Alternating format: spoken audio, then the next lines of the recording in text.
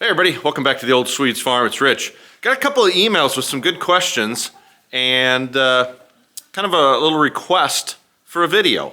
People were wanting to know more about our setup, want to know more about our chickens, how we started, how we raise them, what we do, the eggs, the quantity, the whole thing. So thank you to the folks that sent the emails in. I'm in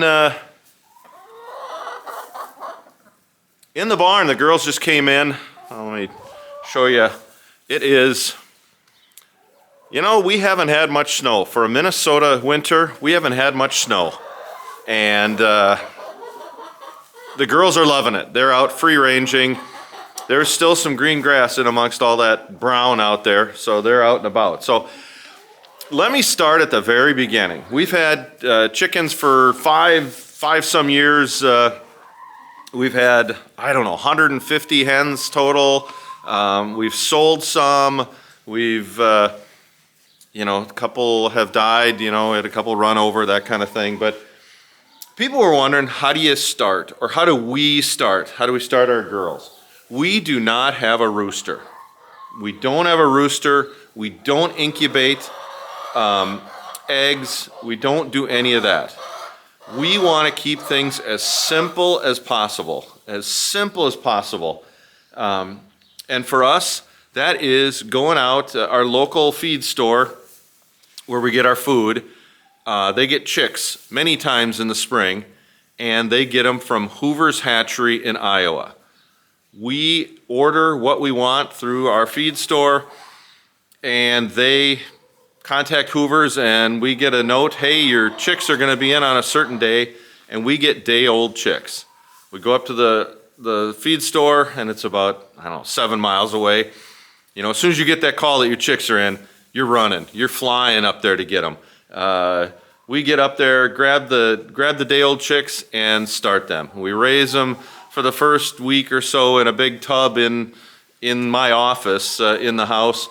Then we bring them outside. They'll stay in the coop in here so that they're segregated from the bigger girls who are out here in the barn. Then when they get a little older and they're able to free range and mix a little bit, we put them in our outdoor coop, and then we mix everybody in the fall. I don't want to get into too much of that, but no rooster. We're not having fertilized eggs and raising that. I don't want a rooster at all. I don't want to deal with candling.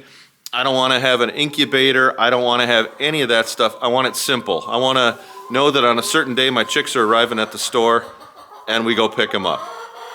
Piece of cake. And from there we just raise them. And after a while, we've got beautiful hens. Now let me bring it around here. We've got 8. We've got 8 hens right now. We downsized quite a bit. We had 88 chicks at our peak, and now we've got 8. And we've got 4 barred Plymouth Rock, and 4, right, little lady? And 4 Isa Browns. Great chickens, great layers, these are great girls. Good lap chickens, good, just docile hens, and great layers. Just what we want.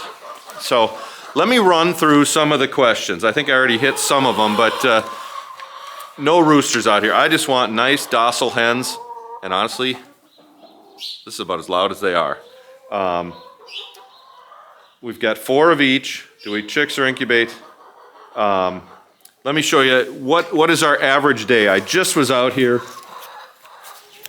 was just out here, and we get, I'm going to say we average 7 eggs, but many days like today, we got 8 eggs. Some are extra large, and some are somewhere between a medium and a large. What Holly and I do is anything that's like this, a good extra large, nice brown egg, and there's about 4 each day that are usually that size, that are large to extra large.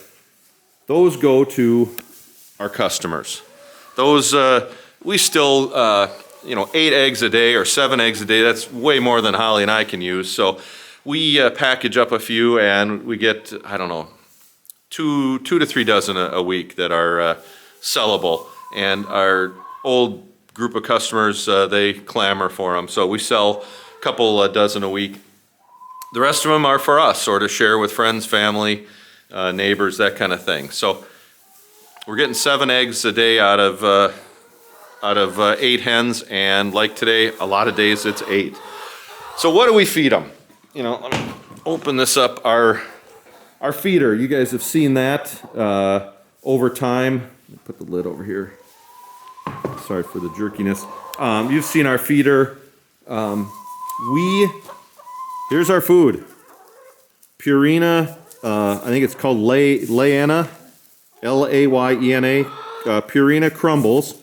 I put them in here. This thing holds two 50-pound bags, and then the girls go in there and feed.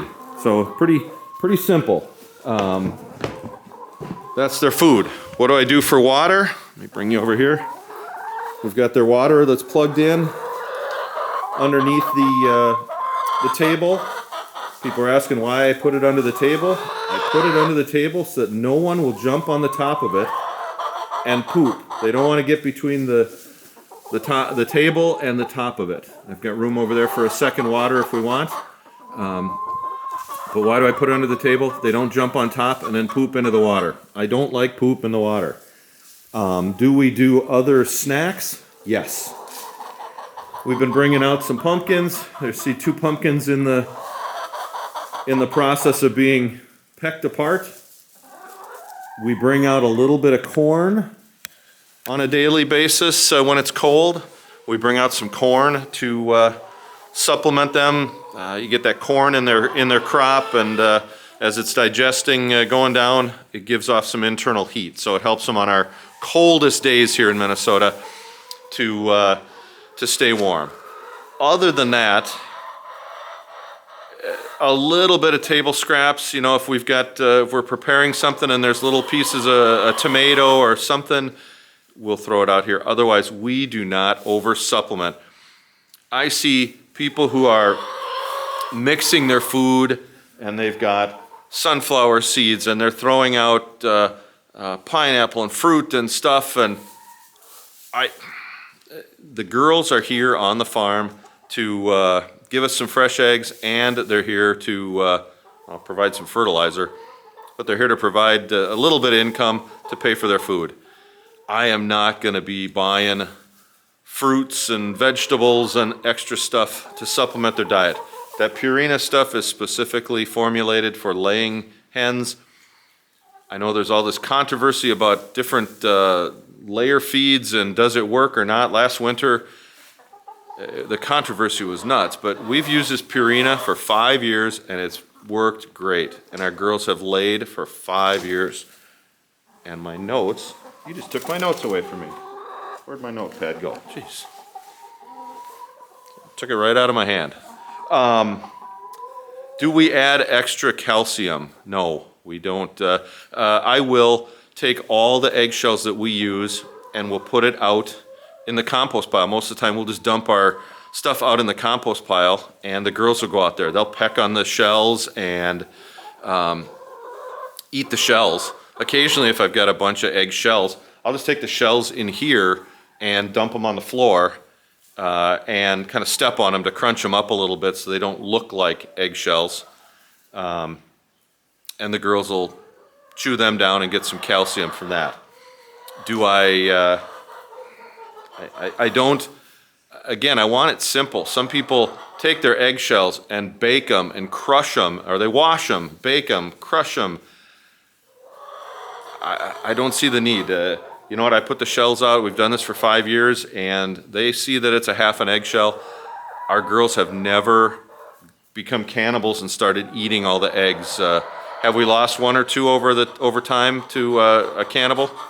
Yeah, there's occasionally one will peck an egg. I think it's soft, and they'll do that. Are they doing it on a regular basis? No, and we've had 150 or so hens.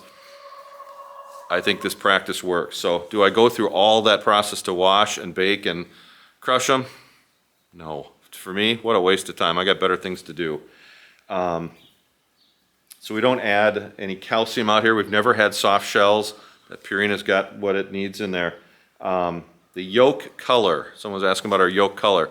You know what, it changes. It is bright orange for the whole year. You know those yellow yolks you get from the eggs at the store? We don't have that problem. We've got bright orange yolks. I will tell you, they are very bright in the summer, very bright orange in the summer. And I think a lot of that is just the protein they're bringing in outside, and a lot of it, I think, is due to the protein from crickets. There is a time from June to August where we have so many crickets around. It is just, I don't know, they're mature by then, and they're making noise and reproducing. The crickets are everywhere, and the girls are loving that protein. But those yolks get an even brighter and shinier orange, I think, during that time. I think just because of that big load of protein they're bringing in. In the winter, they're just nice orange. Do they taste? They taste like great eggs, like a intense egg versus the store-bought, you know, where there's that egg flavor. These are an intense flavor, and we've got Barred Rock and Isa Browns. What is their day like? I mean, their day is like this. They're outside right now. You can see some over by the house under the tree. They're out their whole day. This barn is open. They're free ranging. Then when they want, they come in. They've got water. They've got food. They'll eat, you know, off and on all day. When it's time to lay, they've got 5 boxes over there. They've got 4 boxes over there. 7 here, you know, way more boxes. This is tuned up for us when we had 80 some hens. When they want to lay, they come in and lay. Some of them are good early morning layers, and others, there's 2 of them that wait till, you know, a little later, like right now when I'm filming. What else do they do? You know, at night, they're mostly in here. They see the light, they come in, we shut the door. They've got their little tree. Some of them are up on the tree. Others will roost over here. We noticed when it was really cold, we've got the indoor coop here, or the little smaller coop.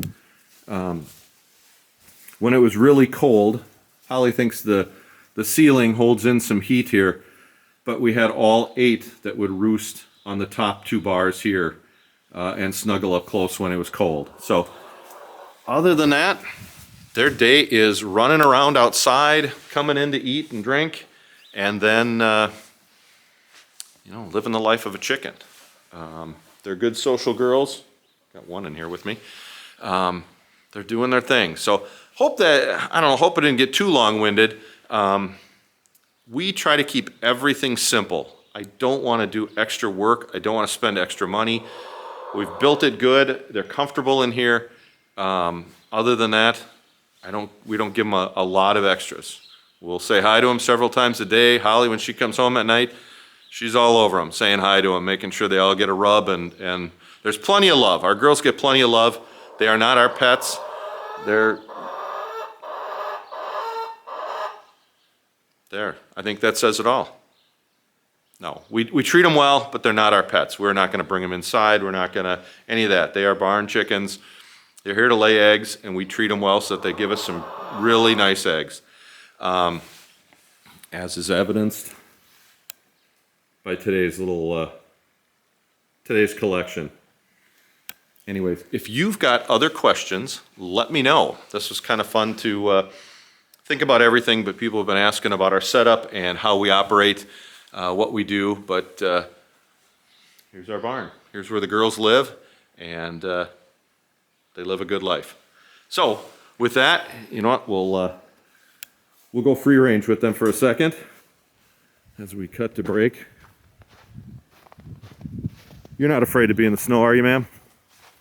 Not that this is a lot of Minnesota snow, but here's our girls and what they do all day. Sit out in the yard and look for bugs and seed that's dropped from the seeds and from the bird feeders and eating some grass. So thanks everybody for the questions. Appreciate it.